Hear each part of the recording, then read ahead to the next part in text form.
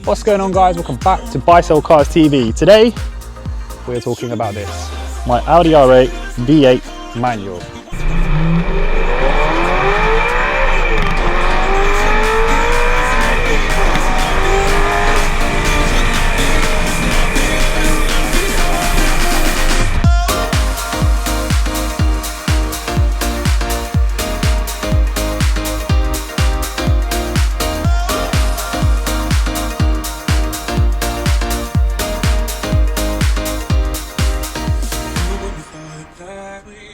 So, what we're going to be discussing in today's video? Well, we're going to be talking about my ownership of this car. I've had this car for about 9 months now, and I want to talk about things I love about the car, things I hate about the car. Hate is probably not the best word. I'm probably going to say things I dislike about the car. Like, come on, you can't hate this car. Just look at it. Also going to be talking about, some of the running costs I've had with this car. It's a question which I get asked quite a lot about this car. People think supercars, well, entry-level supercars are very, very expensive to run. So we're going to talk about insurance, we're going to be talking about fuel, real life things, not just statistics you sort of find on Auto Trader.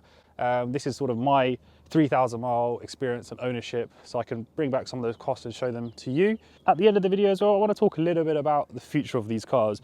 Are they going to be a future classic? We'll get into that later on in the video. But anyway, for now, let's start the video and make sure you like, share and subscribe. Right, so the first thing I love about my Audi R8 is, well, the exterior. Just look at it. It is an unreal looking car. You would never ever think this car is 14 years old. It's just aged so well. Like from here, look, that side profile of the car. This car is aged better than a lot of new cars. The thing I would compare this to is like the Ferrari 458. What I mean by that is a car which is timeless. It's aged so well. It's again 10, 11 years old now, that 458, and they're just looking better with age. And it's the same with these. I think over time, people are really starting to appreciate the looks of these cars. So yeah, that is number one of the reasons why I love Audi R8s. Right, so the next thing which I love about my R8, and this is quite specific to this car, is the condition of the interior. Like, look at the condition of the steering wheel. As these cars get on a bit, they start to go really, really shiny, with like the leather will go shiny over time. This really does not look like we're sitting in a 2007 car. That's the first thing which people notice when they sit in this car. They are shocked at the condition.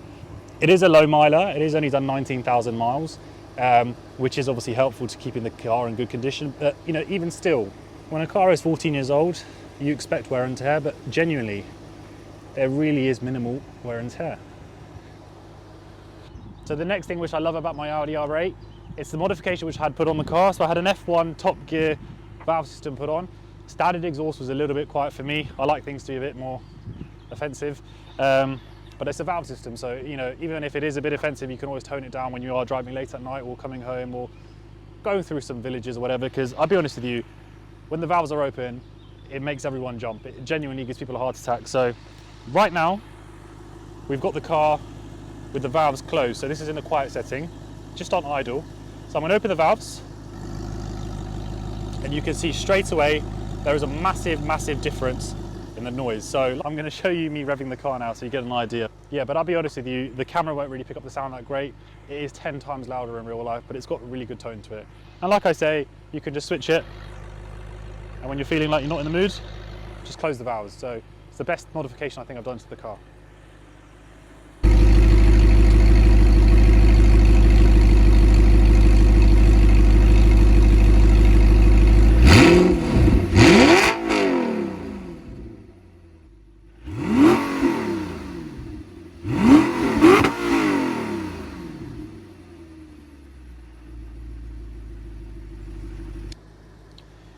Okay, one of the things which I'm not really too keen of in the car is parts of the interior. So I used to have a 2007 Audi TT, long time ago. And when I got the R8, especially as it does feel when you are driving it, there are a lot of parts which are shared from the TT, which are literally just thrown straight into an R8. Anyway, let me show you what I mean. Okay, so the things I will mention, they are small things. It's not end of the world. It's not a deal breaker, but it's quite common on a lot of Audis. But the steering wheel, you do find these on TTs. Now, I'll first just point out all of the things which I can remember off the top of my head. So, the door handle, the wing mirror, the handbrake, the buttons which sit alongside the gearbox, the climate control, the rear view mirror, and lastly, the seats. Feel free to correct me if I'm wrong, but off the top of my head, this looks identical to the seats I had in my 2007 TT. I'm not trying to sound petty, and I promise these aren't things which are a deal breaker. However, they are small things that when you get into the flagship model of the car, because you've got to bear in mind in 2007, this was the daddy, this was the, you know, the big boy to have. So when you do find parts from a TT, which would have probably been 30 grand compared to this, which was, you know, 80 odd grand, it would annoy some people who are looking to buy the car. Not myself personally, I can live with it, but I can see the frustration that some people did have when these cars were new. So the last thing which I dislike about the car, it's more of a personal thing to me. It won't affect the majority of people. I'm 6'4" or 6'5", and I'm a little bit tall for the car. So what I'll show you is my foot is resting on the clutch pedal, and as you can see, my leg is touching the steering wheel. Obviously when I press the clutch in, there is a little bit of a gap, but you know, time and time after a while, it does get a little bit annoying. I know some of you are going to be saying, oh, why didn't you know this before you bought the car? The reality of it is, this is probably the most accessible car out of the sports car, supercar type of cars. Me getting into an R8 Spider, which my friend had, my head would be brushing the roof. So in this car, the headroom is a good thing. So like I say, it's probably the most usable out of that sort of style of cars, as I would say. Right, so let's move on now to running costs and maintenance. And what we're going to do, we'll go for a little bit of a drive. The weather's amazing. I don't want to be sat here while the sun's shining. So we'll go for a drive and have a chat, and we'll go through running costs and maintenance.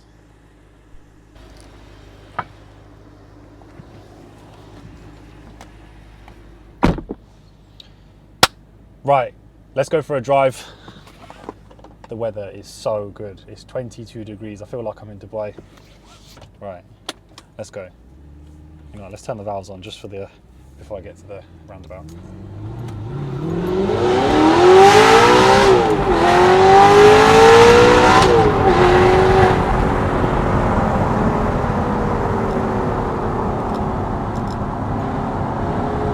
Sounds mad. I don't know if you can hear me.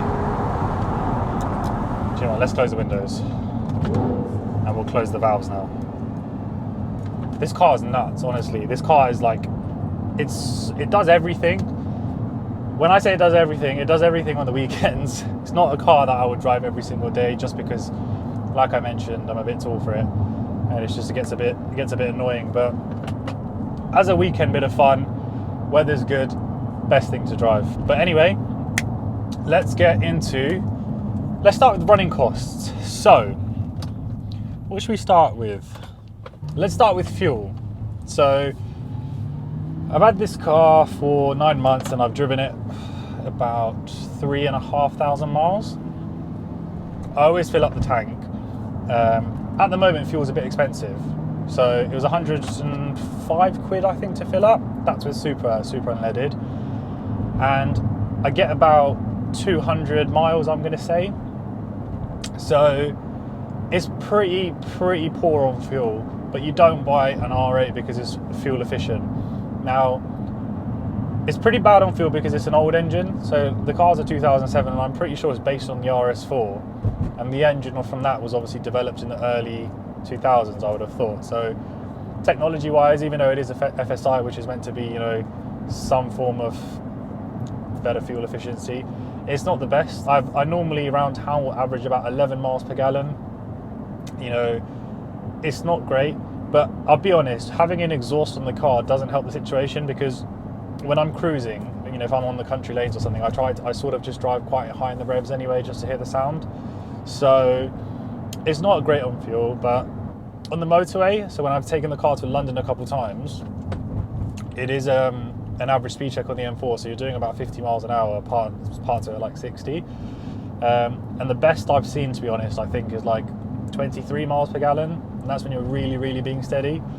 But guys, like I say, it's not a fuel efficient car. It's never meant to be. You know, the person who bought this car new, you know, I'm sure, you know, if you can spend that sort of money to buy a car when it's new, your fuel's not really going to be a massive part of it. I don't know, I might be wrong. To me, fuel is important. I wouldn't daily this car just because I think it'd be stupid to waste that sort of money, and then you wouldn't appreciate the car as much as well. So for me, yeah, it's a no driving the car every day. Okay, so running costs, servicing as well. Like when I got the car, it was serviced a couple of months before I bought it in July. So from what I've read and checked with Audi, these cars don't need servicing every year. It's every 2 years they need servicing. So in terms of that, if you buy a car that's just been serviced, happy days, there's no sort of major costs involved. But when I did check anyway, I think the minor service was around £450 or 500. Some dealers do have different prices, because from what I read online, the minor service was 500, I believe, and the major was about £1,000. But when I recently checked at my local Reading Audi for like a major service, it was I think 550, 600 quid. So sometimes it varies from dealer to dealer because they're under different groups. But so servicing is not, I wouldn't say that's atrocious. You know, if you're servicing a car every 2 years and it's costing you 500, followed by one after another 2 years, it's going to be 1,000 or 650 depending on where you go. It's really not that expensive at all, to be honest. So that's the servicing side of things. Tyres, again, when I got the car, it had new tyres on the car, so it wasn't a cost I had to worry about. But I have checked online, and if you go online, shop around, you can find these tyres for around £210. So you're looking at, you know, 840 quid for a set, which again, you know, it seems like a lot, but it's a 19-inch wheel, so it's, you know, it's quite a wide tyre. I think they're like 305s maybe, but again, it's not something which is abnormal. If you had a BMW with 19s or 20s, you know, tyres are the same money. I think that's quite important as well, by the way, that when you're buying these cars, try get one which has had work done recently in terms of maintenance, because it saves a lot of money for you in the short term or even in the long run. So for me, I haven't spent a penny on maintenance. The only thing I done was when I bought the car, I changed the spark plug straight away because I felt there was a slight misfire when I was sort of giving it full throttle. Spark plugs cost me, I think, 70, 80 quid. My mechanic charged next to nothing, probably like half an hour's labour. I can't even remember, it was such a small bill. So that was the only really side of maintenance which I had done. There was one other bit actually of maintenance I had to get done on the car. So the air conditioning wasn't working. During winter, I wasn't that fussed, obviously, because I don't really need it. But all it was an air conditioning pressure switch.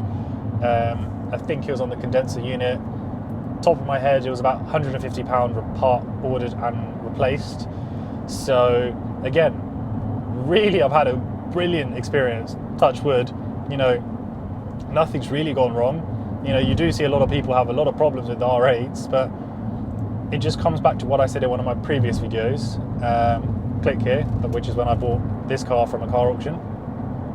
But like I mentioned in the previous video, when you're buying a car, if you go for something which is low owners and low mileage, you're really eliminating a lot of the risk straight away. And I personally believe that is why I'm having a good experience with this car, because it's a sports car, they get driven hard. So if you buy one which has got 6-7 owners, 50,000 miles, you don't know, you know, who's owned the car prior to you. You know, this car was effectively a one-owner car. It was two, but the first owner just had it for 5 days and flipped it for a premium. So maintenance-wise, I really haven't had to spend a lot of money at all. Really and truly, in the 9 months I've had the car, I'm going to say maintenance side of things, what are we talking? 150 for the air conditioning, spark plugs, less than £250 in maintenance. Like, that is nothing. Like, I know people who've had Ford Fiestas and have spent more money on maintenance on those cars. So that's why I'm going to say it's so important when it comes to your buying, because, you know, you'll get a car which you can buy yourself a car which has been well looked after, well maintained. It means you can drive the car, enjoy it, and it won't cost you a lot of maintenance, and you can sell it before any of the big bills come if you like. Running costs as well, insurance. So this is something which is going to be completely different for everyone. Obviously where you live, how old you are, where you park the car. So I'll just give you a little idea of what I'm paying. So I'm 26. I keep the car in a locked garage. I don't live in a congested city like, you know, central London or Birmingham. I live on the outskirts of Reading, and my insurance for this car, fully comprehensive, is £1,500 or just under £1,500. So I think that's quite reasonable for the car, and considering my age, I think it's reasonable for the value of the car as well. So again, that's something you do have to factor in when you are buying the car, but it varies for everyone. You know, if my dad was to get insured in this car, it'd probably be £200 because he's an old chap. But yeah, it's not end of the world. Another cost as well, road tax. Road tax is in the expensive bracket because of the age of the car. I think after 2006 they sort of upped it into a new bracket, and this car was released in 2007. So it's £500 a year. I've got it on a direct debit, 50 odd quid a month. I just prefer it that way. It's not really much more money, but I chop and change my cars all the time, so I just prefer doing things like that. So to end this topic, we're going to talk about what do I think the future is for R8s. Well, in my personal opinion, I think they're going to creep up in value a bit, and I feel they have started to do that now. Because when I bought this car, I felt that's when R8s were at the bottom of the price. Like, you would see some for sale sub £30,000 for, you know, dodgy high mileage ones, but that was the first time you would start to see them creeping below 30k. Now when you go on Auto Trader, if you look for manual ones, they're starting at 35, and again, that's for more of the high mileage ones. I have got this for sale now. I've decided to put this car for sale, so it's up on Auto Trader. If any of you are looking for an R8, check it out. You'll see it's up for £46,500. Fantastic car. Genuinely, the first person to come to see it will probably buy it. There's nothing I can fault on this car. It's got full service history, low owners, super low mileage. It's got the exhaust put on there now as well. Got the original as well, so it's well worth keeping that in case, you know, the new owner wants to put that on. I can definitely see these cars being a future classic in the long run. It's going to be interesting to see what happens, but manual box, V8, in a car that looks as amazing as this, it's a recipe for a future classic. The fact that it's getting better with age as well. A lot of cars really start to date, but not this one. It just looks better as time goes on. So I think you'll do well, to be honest, if you get yourself in one of these. Like I say, just go for a manual to play it safe. If you really want to go for that rare future classic, go for the V10. You don't need V10 power, in my opinion, but you know, if you want a V10, go for it. The V8 does everything you need. It sounds amazing. It's quick enough to an extent, and it's pretty reliable as well. They're known to be quite bulletproof, these engines. I've seen R8s with 120,000 miles on the clock as well, so I think this one's got a lot of life still left in it.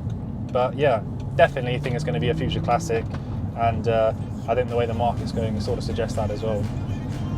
But anyway guys, I hope you've enjoyed this video. As always, make sure to share, subscribe and like if you haven't already. Let me know if you want me to do any more videos on this car before it goes, or if there's anything specific you want to see. You know, I do want to do a couple of more things with this car, but it's just a matter of when I can do it as well, and how I'm going to do it. Because I'm new to YouTube, guys. I'm still learning the ropes. I'm still learning how to do things. But like I said, guys, I'm all about buying and selling cars. Anything car related, it's going to be on my channel. So yeah, stay tuned. I've got some wicked videos lined up of some other cars, and I'll have those uploaded shortly. So stay tuned, guys. Take care, and I'm going to see you on the next one. See you later, guys.